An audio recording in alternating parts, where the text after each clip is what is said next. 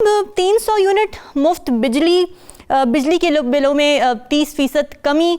क्या वोट लेने के चक्कर में जो हमारे सियासतदान हैं उनको IMF की जंजीरें नजर नहीं आती? अच्छा आपने तकाबुल किया है कि बिजली की कीमतें कैसे कम कर सकते हैं, जबकि IMF के साथ आपने हाल ही में कुछ कमिटमेंट्स की हैं। देखिए, सबसे पहले तो मुबारकबाद मैं देना चाहूँगा सेनेटर इरफान सदीकी साहब और उनकी टीम को कि उन्होंने ये 40 सफ़हात पे सैकड़ों पॉइंट्स जो लिखे हैं, और मैं चूँकि इसको 3 दफ़ा मैंने पढ़ा है इस पूरे मंशूर को, मैं आपको बड़े यकीन और वसूख से ये कहता हूँ कि कोई जगह छोड़ी नहीं गई जिसमें कि बात ना की गई हो। यानी टेक्नोलॉजी से लेके ये मुआशी जो आपने हिसाब किताब बताया, उससे लेके फिल्म तक, मूवीज़ तक, ड्रामे, स्पोर्ट्स, हर चीज़ में उन्होंने बताया कि ये होगा। मैं सोच रहा था कि अगर इस मंशूर का 50% भी पूरा करना हो तो उसके लिए क्या क्या चीज़ें ज़रूरी होंगी। मेरे ख्याल में उसके लिए आपको फ्रांस या जर्मनी की इकॉनमी चाहिए, नंबर 1। कम से कम इतनी इकॉनमी हो कि आप ये सारे काम कर सकें। नंबर 2, आपके पास चीन जैसी मशीनरी हो, यानी ब्यूरोक्रेसी जो उधर की है या जो काम करने वाले लोग हैं। नंबर 3, जापान जैसे लोग हों जो कि हुकूमत की बात सुने और उसके बाद उस पर काम करें, और क्यूबा जैसी अवाम हो जो कि सारा कुछ सह जाती है और कुछ बोलती नहीं है। सर, पाकिस्तान ये अगर सारे अवामिल हैं और उसके बाद सबसे बढ़ के कि वो दयानतदारी हो, जिसमें कि बहुत ज़रूरी होता है कि अब आप हुकूमत में आ गए और आप दयानतदारी से जो आपने मंशूर दिया था वो आप उस पर। यहाँ पे मैं 1-2 बातें करना चाहूँगा। सबसे पहले तो पाइड का जिक्र करते हैं। एक फिक्रे में आपको ये बताऊं कि ये जो पाइड है एक बहुत बड़ा हमारा इदारा है, इकोनॉमिक यानी इंस्टीट्यूट है इसका। ये डॉक्टर नदीमुल हक साहब इसके वाइस चांसलर हैं। इन्होंने हाल ही में एक रिपोर्ट शाया की है जिसमें उन्होंने मुख्तलिफ बड़ी पार्टियों को बताया कि 2018 से 2022 तक की सूरत हाल क्या है। उसमें उन्होंने नवाज शरीफ साहब को और उनकी PMLN जो है उसके बारे में ये कहा है कि इन्होंने जो मंशूर दिया पिछला, उसका सिर्फ 12% मुकम्मल कर सके। अच्छा, यानी पूरे मंशूर में से 12% मुकम्मल हुआ। मैं 50% मुकम्मल करने की बात कर रहा हूं। 100% तो इसका इम्कान ही नहीं है। अच्छा, जो इसमें है वो तो आपने यानी वेबसाइट पे पढ़ लें, आपने भी बता दिया, यानी आप उसको आराम सुकून से देख सकते हैं। जो इसमें नहीं है उसकी तरफ इशारा करूंगा। सबसे पहले तो यह कि 5 साल की हुकूमत आपने करनी है, तो आपको यह भी पता है कि 5 साल की हुकूमत पूरी नहीं होती, तो क्या 5 साल हुकूमत, क्योंकि आपके हर हदफ के नीचे लिखा है 5 साला मंसूबा, यानी 5 साल में तकमील होगी, तो क्या आपने बंदोबस्त कर लिया है कि 5 साल मुकम्मल तौर पे आप रहेंगे, 5 साल की आपकी हुकूमत पूरी होगी और उसके जितने लवाजमात हैं वो आपने पूरे कर लिए हैं। दूसरा यह है कि करप्शन के खात्मे का जिक्र कहीं नजर नहीं आया।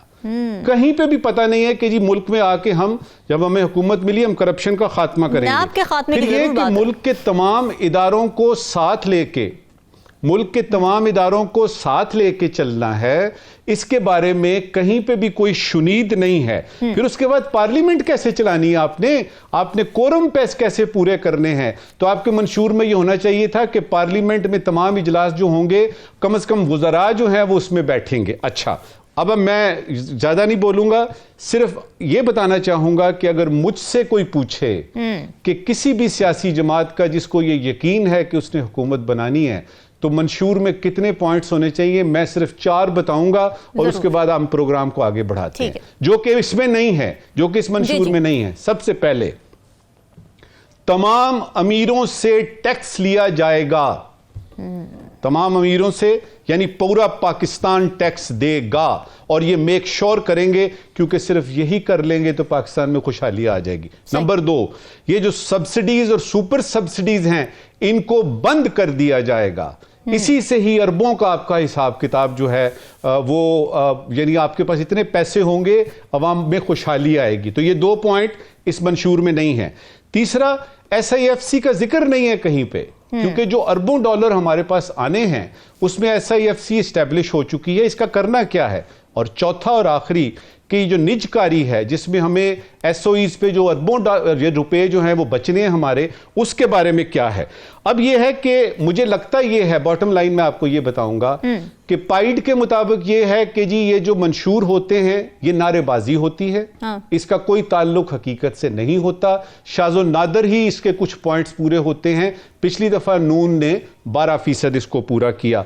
मेरे ख्याल में तारीख अपने आप को दोबारा दोहराएगी और ये एक सियासी नारा, इंतखाबी नारा इसकी हद तक किया, और इसके लिए एक दफ़ा फिर से इरफान सिद्दीकी साहब को खराज तहसीन पेश करते हैं कि उन्होंने बहुत ज़्यादा मेहनत के और अरक रेजी के बाद ये चीज़ हमारे सामने पेश की है। पीटीआई वोटर्स के लिए इस वक्त सबसे सेफेस्ट ऑप्शन क्या है? क्योंकि पीपल्स पार्टी तो ये तासुर दे रही है कि जी आज़ाद उम्मीदवार जो हैं वो तो मंडियां लगेंगी, बिक जाएंगे, तो उनको वोट देकर ज़ाया ही होगा पीटीआई के वोटर्स का वोट। आपको क्या लगता है क्या सेफ ऑप्शन है? देखिए, ये तो वोटर्स ही जानते हैं, लेकिन जो असेसमेंट की जा सकती है वो ये है कि चूंकि पीटीआई एज अ जमात, बहैसियत जमात के को बल्ला नज़र नहीं हमें आ रहा उन बैलेट पेपर्स पे, तो बात आ जाती है आपके इंडिपेंडेंट्स की कि वो क्या करेंगे, और उसमें तो किनान का बाजार लगेगा, उसमें तो बोलियां लगेंगी।